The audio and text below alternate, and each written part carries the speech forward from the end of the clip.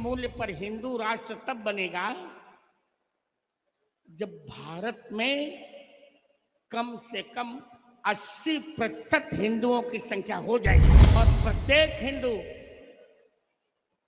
3 संतति उत्पन्न करेगा। मैं केंद्र से भी कह रहा हूं, प्रांत से भी कह रहा हूं, इस जाति का जहर मत घोलो यार। 21वीं शताब्दी हमारी हिंदुओं की है, ये हिंदुओं की शताब्दी है। इसमें इस राष्ट्र को हिंदू राष्ट्र बनना पड़ेगा ही। ये तो ऐसे ही हिंदुओं का स्थान है। हिंदू राष्ट्र की कल्पना हम लोग कर रहे हैं ऑफिशियली, लेकिन ये तो ऑलरेडी हमारा हिंदू राष्ट्र है। पनोरमा ग्रुप, जो सोचता है वो करता है। तो देखिए, सनातन महाकुंभ का भव्य आयोजन चल रहा है और मेरे ठीक पीछे मंच पर जो इस संत समागम, इस पूरे कार्यक्रम की अध्यक्षता कर रहे हैं रामभद्राचार्य जी महाराज, उन्होंने एक बड़ा बयान दे दिया है, एक बड़ा आगाज कर दिया है इस पटना के ऐतिहासिक गांधी मैदान से। उन्होंने कहा है कि अब भारत को किसी भी कीमत पर हिंदू राष्ट्र बनना ही पड़ेगा। उसके लिए उन्होंने बताया कि देखिए 80% हमारी जनसंख्या होनी चाहिए, तब जाकर ये राष्ट्र जो है हिंदू राष्ट्र होगा। मुस्लिमों का राष्ट्र पाकिस्तान हो सकता है, अमेरिका का क्रिश्चियन राष्ट्र हो सकता है, तो भारत की जो भूमि है वो हिंदुओं से भरी पड़ी है। हिंदू सनातन सभ्यता संस्कृति यहीं से उद्गम हुआ था, तो भारत भूमि क्यों हिंदू राष्ट्र नहीं हो सकता है? उसके पीछे उन्होंने कई तर्क भी दिए हैं। तो सबसे पहले सुनिए कि रामभद्राचार्य जी महाराज क्या कुछ कह रहे हैं, आखिर क्यों भारत की भूमि को हिंदू राष्ट्र होना चाहिए, क्या कुछ कहा है। पहले उनके इस पूरे आशीर्वचन को सुनिए।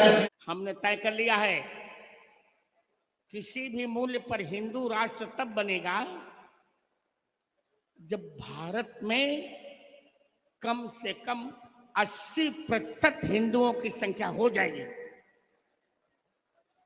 और 80% हिंदुओं की संख्या तब होगी जब अपने बिछड़े हुए लोगों को, अपने बटे हुए लोगों को, अपने से छटे हुए लोगों को हम गले से लगाएंगे और प्रत्येक हिंदू 3 संतति उत्पन्न करेगा, राम कृष्ण पर विश्वास करेगा। आपको आपके पूर्वजों की कसम, प्रतिदिन रामचरितमानस का हम पाठ करेंगे, प्रतिदिन एक बार हनुमान चालीसा करेंगे, सब कुछ मंगलमय होगा। अब ये 80% हिंदुओं की संख्या कैसे होगी, ये चर्चा मैं धीरेन्द्र से 9 जुलाई को चित्रकूट में करूंगा। हमें हिंदुओं की संख्या बढ़ानी है। हिंदू बढ़ जाएगा, अपने आप यह देश हिंदू राष्ट्र हो जाएगा। एक बात कह रहा हूं मैं, एक बात कह रहा हूं, जब पाकिस्तान मुस्लिम राष्ट्र हो सकता है, जब अमेरिका क्रिश्चियन राष्ट्र हो सकता है, तो हिंदू बहुल यह देश हिंदू राष्ट्र क्यों नहीं हो सकता? इसे हिंदू राष्ट्र होना पड़ेगा और जात का जहर नेता लोग मत घोलें।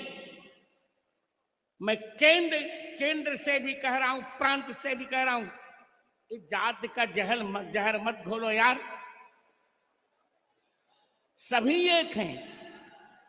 हमारे यहां छोटी जात में जन्मे हुए विदुर जी को भी काका कहा गया। जिस बिहार के भगवान राम जंगाई हैं, उन्हीं भगवान राम ने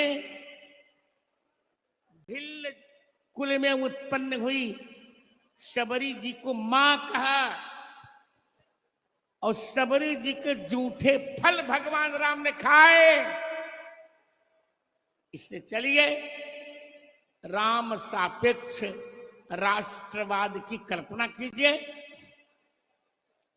दिन रात संघर्ष करते रहिए, सब कुछ मंगल होगा।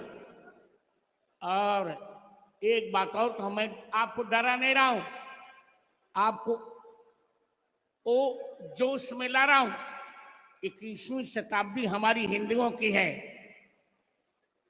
ये हिंदुओं की शताब्दी है। इसमें इस राष्ट्र को हिंदू राष्ट्र बनना पड़ेगा ही, कोई नहीं रोक सकता।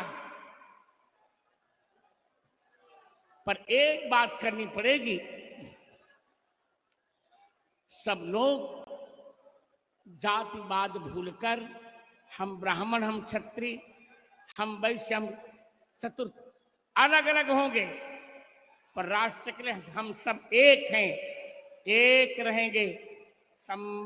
संगच्छध्वम संबद्धध्वम संभो मनंस जानताम देवा पूर्वे यथा पूर्वम यथा भागम संजानाना उपासते। भारत भूमि को हिंदू राष्ट्र होना ही पड़ेगा, 80% जनसंख्या करनी पड़ेगी। राम भद्राचार्य जी बोल रहे हैं कि 80% जनसंख्या जो है वो करनी पड़ेगी, तब जाके हिंदू राष्ट्र होगा। देखिए, राम भद्राचार्य जी की चिंता जायज़ है और मैं समझता हूँ कि लगभग 80% हम लोग हैं, लेकिन हमारी आबादी घट रही है और जनसंख्या नियंत्रण कानून भी बहुत ज़रूरी है। लेकिन ये बताया, आज आपने जो देखा कि पटना के गांधी मैदान में आपने पहले कभी ऐसा सनातनी महाकुंभ कार्यक्रम देखा?